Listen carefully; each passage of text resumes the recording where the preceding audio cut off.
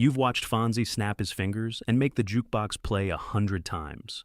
You know the leather jacket, the thumbs up, the "aye" that became one of the most imitated catchphrases in television history.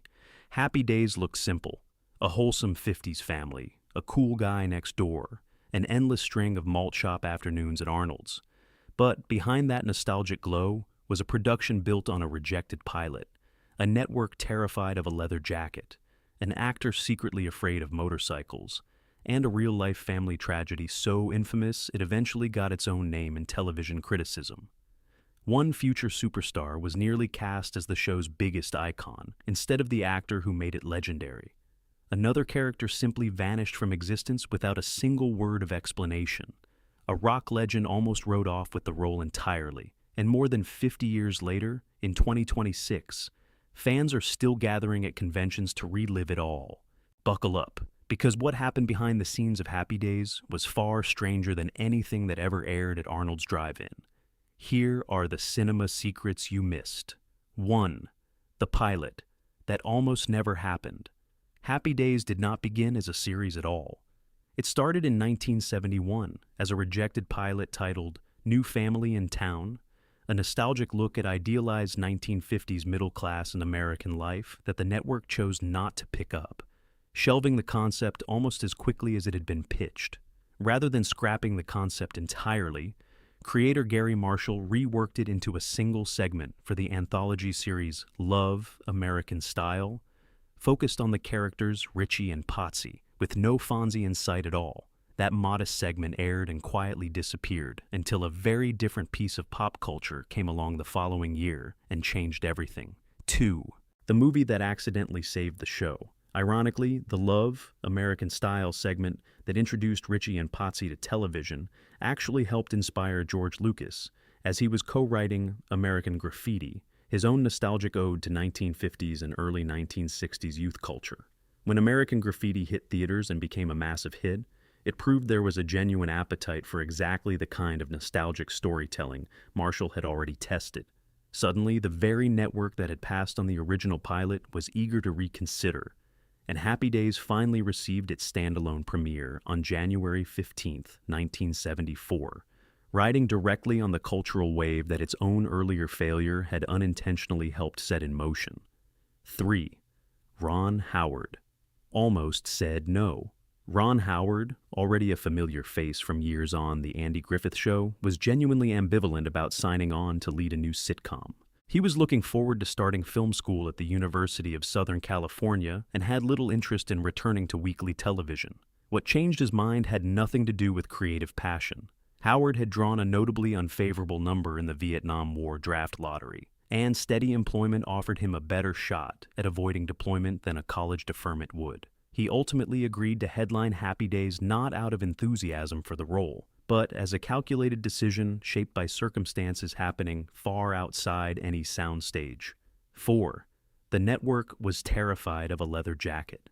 When Happy Days first went into production, ABC executives grew nervous about Henry Winkler's character wearing a leather jacket, worried it would make Fonzie look too much like an actual gang member rather than a lovable rebel. To work around the network's concerns, creator and executive producer Gary Marshall came up with a clever solution. He kept Fonzie near his motorcycle in nearly every scene, allowing the leather jacket to be justified as safety gear rather than a fashion statement. In scenes where the motorcycle simply could not be present, Fonzie instead wore a gray cloth windbreaker. Only as the series grew more popular did ABC finally relent and let the character wear leather everywhere, no motorcycle required. 5. The actor, playing a motorcycle icon. Was terrified of motorcycles. Few details surprise fans more than this one. Henry Winkler, the man who made leaning against a motorcycle look effortlessly cool for 11 seasons, was genuinely afraid of riding them in real life. To get around his fear, most of the show's iconic shots of Fonzie riding actually involved the motorcycle mounted on a platform and towed by a truck, rather than Winkler actually operating the bike himself. The image that came to define an entire era of television cool was, in large part, a carefully disguised illusion built around an actor's very real, very personal fear. 6. Fonzie's swagger. was borrowed from Sylvester Stallone. Henry Winkler has openly discussed where much of Fonzie's physical presence and speech pattern actually came from. Years before Happy Days, Winkler had worked alongside a young Sylvester Stallone on the 1974 film The Lords of Flatbush, and he drew directly on Stallone's tough guy movements and delivery when building the character of Fonzie. It means one of television's most beloved, endlessly imitated performances was itself an act of imitation, quietly modeled on an actor who would go on to build his own entirely different legacy, playing tough guys on the big screen for decades to come. 7. A rock star nearly became the Fonz. Before Henry Winkler ever put on the leather jacket, the role of Fonzie was reportedly close to going to a very different kind of performer. Mickey Dolenz, drummer and one of the lead vocalists of the massively popular 60s band The Monkees, was seriously considered for the part. It is genuinely difficult to picture Happy Days without Winkler's specific blend of warmth and toughness, but for a moment, the actor who spent years drumming and singing his way through Monkees hits was in serious contention to become the coolest guy in Milwaukee instead. 8. Fonzie wasn't even in the opening. Credits at first. It is almost impossible to imagine Happy Days without Fonzie front and center, yet that was exactly the reality of the show's earliest days. Fonzie began as a minor supporting character, and Henry Winkler did not even appear in the opening credits during the show's first stretch of episodes. Only as Fonzie's popularity with audiences began to eclipse the other characters did producers reposition him as a lead, eventually restructuring entire seasons around his growing appeal. The character, who became nearly synonymous with the show itself, started out as little more than a background presence the network hadn't yet noticed. 9. The character's name was changed to avoid a different hit show. Fonzie's full name almost sounded completely different. According to accounts from the production, the creator originally envisioned the character's surname as Maschiarelli, nicknamed MASH for short. When ABC picked up the show, network executives grew concerned that MASH would remind audiences of the wildly popular series MASH, airing at the time on rival network CBS. To avoid any confusion between the two very different shows, the name was changed to Fonzarelli, giving television one of its most iconic nicknames purely as the byproduct of a network trying to dodge a branding headache. 10. Only one person was ever allowed to call him. Arthur Fonzie's full first name, Arthur, was treated almost like classified information within the world of the show. Marion Cunningham, the family's warm and steady matriarch, was consistently permitted to address him by that name without consequence, and later in the series, his girlfriend Ashley earned the same privilege. Nearly everyone else risked what the show affectionately referred to as a knuckle sandwich for daring to use it. It became a running piece of characterization that told audiences everything they needed to know about Fonzie's guarded exterior and the special trust he reserved for exactly one person in his adopted family. 11. The brother who simply stopped existing. Perhaps the strangest storytelling decision in the entire run of Happy Days involves a character most modern viewers have never even heard of. Richie originally had an older brother named Chuck Cunningham, who appeared in the show's earliest episodes as an established member of the family. Producers eventually decided that Fonzie functioned as the big brother figure the show actually needed, making Chuck's presence increasingly redundant. Rather than writing an exit for the character, the show simply stopped mentioning him altogether, scripting future episodes as though he had never existed in the first place. The abrupt disappearance became so notorious in television circles that critics eventually coined the phrase Chuck Cunningham syndrome to describe any sitcom character who vanishes without explanation. 12. Richie's real departure was just as abrupt. Chuck was not the only Cunningham son written out under unusual circumstances. When Ron Howard's directing career began taking off, he left Happy Days, and the show handled his exit by having Richie join the United States Army. The character married his girlfriend, Lori Beth, in Season 8, but the wedding itself happened entirely by phone, with Fonzie standing in for the absent groom during the ceremony. It was a strange, logistically creative way to give a beloved lead character a proper send-off without requiring the actor to appear on set at all. 13. The Jump. That named a phenomenon. Few television moments have left as lasting a mark on popular culture as the episode where a water-skiing Fonzie leaps over a shark, eventually inspiring the now famous phrase describing the moment a once great show begins its decline. According to the show's own writers, the idea reportedly originated from Henry Winkler's father, who pushed his son to show off his genuine water-skiing skills on camera. Winkler brought the concept to producers, who worked it into the three-part season premiere, set in sunny California in 1977.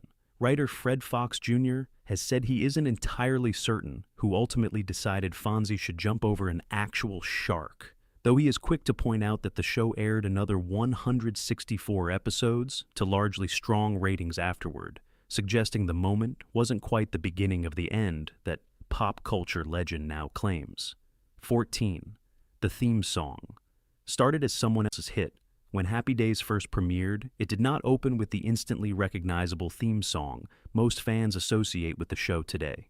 Season 1 instead used Bill Haley and the Comets' classic Rock Around the Clock as its opening theme, with the very first episode featuring the original 1950s recording. Starting with the second episode, a newly recorded version replaced the original. The show's popularity was substantial enough that Rock Around the Clock actually climbed back onto the pop charts 19 years after its original release, reaching number 39 in 1974 after having originally hit number 1 back in 1955. Only beginning with the 1975 to 1976 season did the more familiar Happy Days theme song most viewers know today take over the opening credits. 15. The jukebox voice. That wasn't who you thought. Whenever a song like Hound Dog played on the jukebox at Arnold's, viewers naturally assumed they were hearing a period recording piped in from the era. In reality, that voice frequently belonged to Anson Williams, the actor playing Potsy, who provided vocals for several of the show's musical moments. Both Williams and Scott Baio, who later joined the cast as Chachi, ultimately received real record deals directly because of the exposure and vocal work they did on the series, turning background jukebox filler into a genuine launching pad for actual recording careers. 16. Pinky Tuscadero's name came from a real California town, Fonzie's memorable love interest. Pinky Tuscadero carried a surname that sounds almost too colorful to be real, yet it has a genuine geographic origin. The name was taken directly from Atascadero, an actual city in California, lightly reworked into something punchier and more memorable for television. It is a small, easily overlooked detail that reveals just how much of the show's seemingly invented flavor was quietly borrowed from real places most viewers would never think to research or even suspect existed outside the fictional world of the series. 17. Fonzie's jacket ended up in the Smithsonian. Henry Winkler's leather jacket became such a defining piece of American pop culture that it eventually earned a permanent place in the Smithsonian Institution's National Museum of American History, joining a collection of genuinely historic American artifacts. Ironically, the original tan windbreaker Winkler wore during the show's earliest episodes, back when ABC still wouldn't allow full-time leather, met a far less prestigious fate. Once the network finally relented and the character graduated permanently into his leather jacket, that early windbreaker was simply thrown into the garbage, with nobody involved apparently anticipating just how significant the show's wardrobe choices would eventually become to television history. 18. A bronze version of Fonzie now stands in Milwaukee. The show's connection to its setting eventually became permanent in the most literal sense possible. In 2008, the city of Milwaukee unveiled a bronze statue of Fonzie along the Milwaukee River, a monument nicknamed the Bronze Fonz that has since become one of the city's recognizable tourist attractions. It stands as a strange, fitting tribute, permanently and publicly memorializing a fictional Milwaukee greaser in the actual city the show helped put on the cultural map, even though, as the very next fact on this list reveals, the show didn't originally commit to Milwaukee as its setting at all. 19. The Milwaukee setting almost wasn't Milwaukee. When Happy Days debuted on January 15, 1974, the show hadn't actually been written into Milwaukee as its setting yet. That first season, really more of a half season due to its mid-season placement, was set in a generic, vaguely middle American town, rather than any specific real city. The Milwaukee connection existed only as a single planted seed, courtesy of a Milwaukee native involved in developing the original concept. Only as the series developed further did Milwaukee become the explicitly stated home of the Cunningham family, eventually growing into one of the most well-known fictional television addresses connected to any real American city. 20.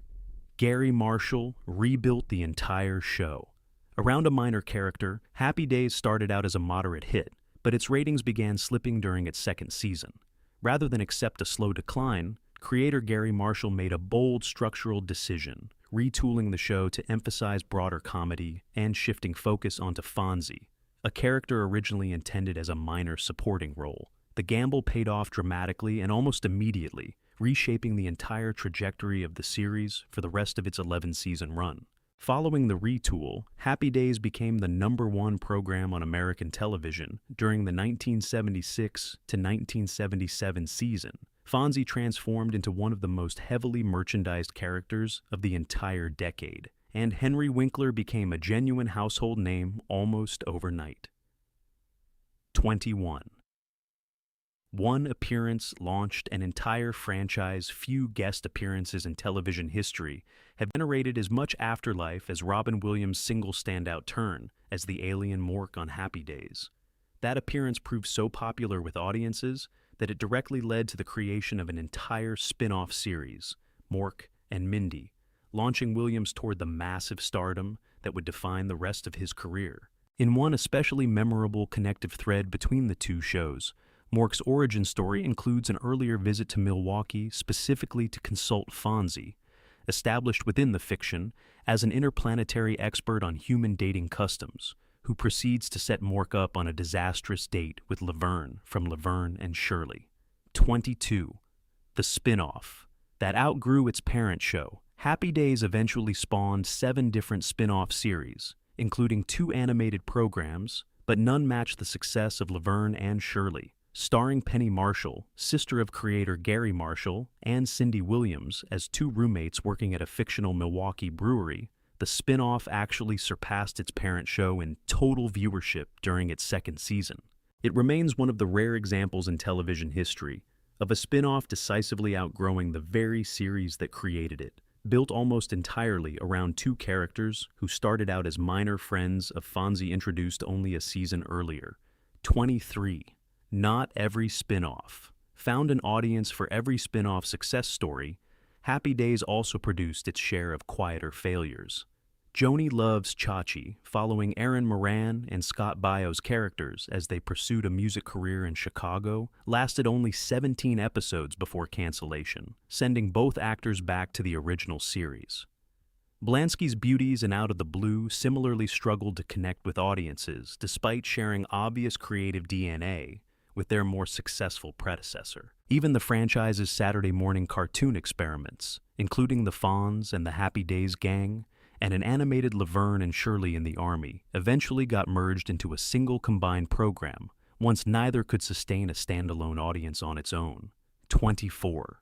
Fonzie becomes an actual business owner. As the series progressed deep into its run, Fonzie's role within the fictional world of Arnold's Drive-In quietly evolved. After Chachi accidentally burned the original restaurant to the ground during Season 7, Fonzie reluctantly agreed to become part owner of the rebuilt establishment. What began as a simple hangout for the show's core friend group slowly transformed into a genuine piece of Fonzie's own personal story, turning the neighborhood greaser into a small business co-owner by the time the series entered its later seasons.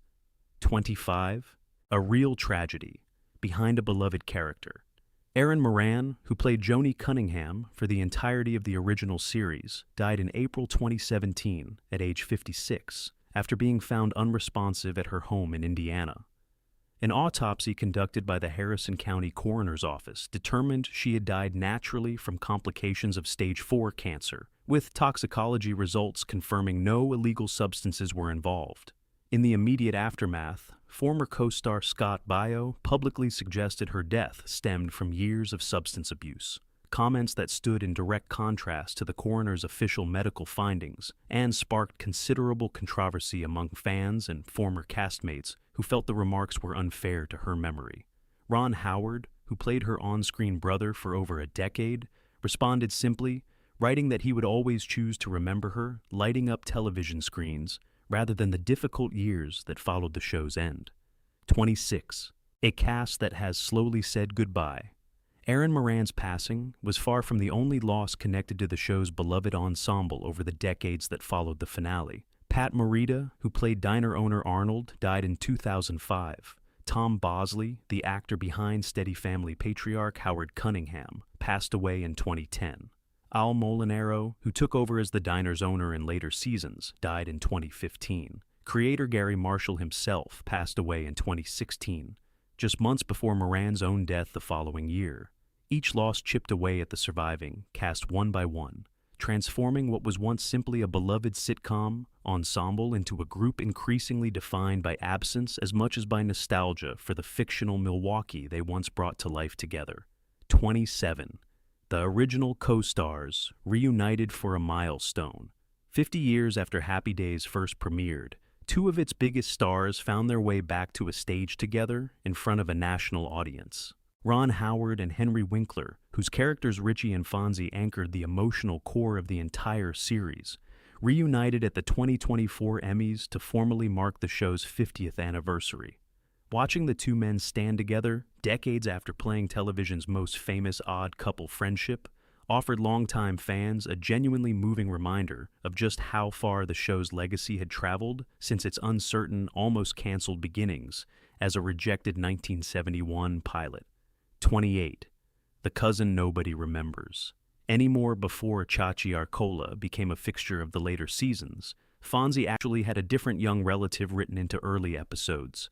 A younger cousin named Spike occasionally appeared during the show's first few seasons, before being quietly written out after season 3. The character essentially evolved into the role that would eventually become Chachi, meaning the beloved younger Arcola cousin. Audiences remember Today began life as an entirely different, mostly forgotten character who simply faded from the show without much fanfare, in a smaller scale echo of what would later happen to Chuck Cunningham. 29. The audition choice that defined an icon. When Henry Winkler first auditioned for the role of tough guy Arthur Fonzie Fonzarelli, he deliberately avoided the exaggerated greaser mannerisms most actors leaned on for similar roles, skipping the usual habit of rolling a pack of cigarettes into a rolled-up sleeve or constantly combing back his hair. That restraint, choosing understated confidence over cartoonish toughness, helped separate Winkler's performance from a sea of similar 50s throwback characters, and arguably became a key ingredient in why Fonzie connected so deeply with audiences rather than reading as a shallow genre parody. 30. Let's the musical that kept. Milwaukee's story. Touring Happy Days' legacy extended well beyond television reruns and syndication. The show eventually became the basis for an official stage musical that has toured the United States since 2008, bringing the Cunninghams, Fonzie, and the rest of the Arnold's regulars to live audiences on stages the original cast never performed on. It stands as a rare example of a sitcom's fictional world, graduating into an entirely different medium decades after its television run ended, proof that the appetite for this particular slice of nostalgic 1950s Milwaukee never fully faded. 31. Why Happy Days still draws a crowd. In 2026. As of July 2026, more than 5 decades after its January 1974 premiere, Happy Days remains an active presence on the convention circuit, rather than a purely nostalgic memory. Surviving original cast members have continued making appearances at fan gatherings across the country, with organized celebrations marking the show's 50th anniversary continuing well past the milestone year itself. Scott Baio, who went on to headline the 80s sitcom Charles in Charge after his time as Chachi, has remained a visible presence on the convention circuit in the years since, keeping at least part of the original ensemble in front of fans more than 4 decades after Arnold's Drive-In closed its fictional doors for the final time. 32. The grandson, who eventually moved in Fonzie's living situation, shifted in a way that quietly reshaped the entire series. Rather than continuing to live with Grandma Nussbaum, Fonzie eventually moved into the garage apartment behind the Cunningham family home, a plot development that dramatically increased his presence in the show's day-to-day storylines. He then turned his old apartment over to his grandmother, effectively swapping their living situations. That single housing change did more than just relocate a character. It physically embedded Fonzie inside the Cunningham household's daily routine, transforming him from a frequent visitor into something much closer to an actual member of the family living right in their backyard. 33. A split-second decision that defined a legacy. Gary Marshall's decision to retool the entire show around Fonzie rather than let it continue as a straightforward family sitcom about Richie Cunningham represents one of the more consequential creative gambles in 70s television. Had Marshall stuck with the original vision, focused primarily on Richie and Potsy navigating high school life, there is a real possibility Happy Days never becomes the cultural phenomenon it eventually did.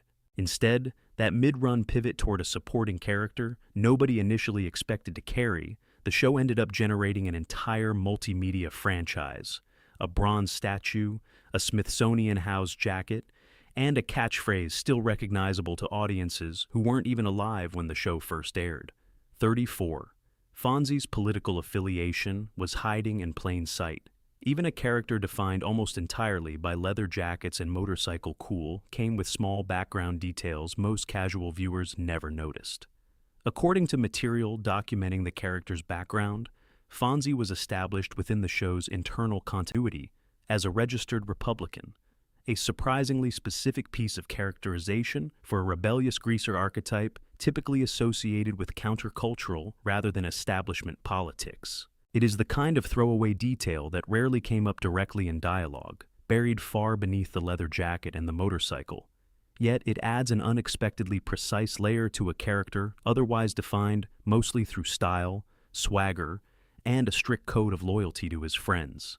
35. The half-brother Fonzie. Never knew about Fonzie's own family history, received a surprising late addition during the show's final season. A previously unmentioned half-brother named Arthur Artie Fonzarelli appears and informs Fonzie that their father, long absent from the character's life, has died. The revelation left Fonzie with genuinely mixed emotions, closing off many of the unanswered questions about his complicated childhood, while simultaneously opening entirely new ones. Despite the shock of the announcement, Fonzie ultimately bonded with his newly discovered half-brother, who helped him process the loss of a father he had barely known in the first place. It is a surprisingly heavy emotional beat tucked into the final stretch of a series largely remembered for its lighthearted, nostalgic tone. 36. Fonzie. Adopted a son. Nobody talks about, late in the series, Fonzie's role as a father figure extended beyond his adopted place in the Cunningham household into something far more literal and permanent. The character eventually adopts a young boy named Danny Corrigan Jr., formally becoming a father himself after years of functioning as an unofficial older brother and mentor to nearly everyone around him. It stands as one of the more overlooked developments in the character's 11-season arc, transforming the once guarded loner who only let one person call him Arthur into someone entrusted with raising a child of his own. A quiet but significant capstone to a character who began the series as little more than a leather-jacketed extra. 37. The finale. That broke character on purpose. When Happy Days finally wrapped its 11-season run in 1984, the show closed things out with a moment that stepped outside its usual sitcom format entirely. In the final episode, Tom Bosley, still fully in character as Patriarch Howard Cunningham for most of the runtime, briefly stepped out of the fiction altogether to directly thank viewers for being part of the Cunningham family throughout the show's long run. It was an unusually sincere, fourth-wall-breaking send-off for a series that had spent over a decade carefully maintaining its idealized, nostalgic bubble, acknowledging directly, if only for a moment, that the real family involved all along had been the audience itself.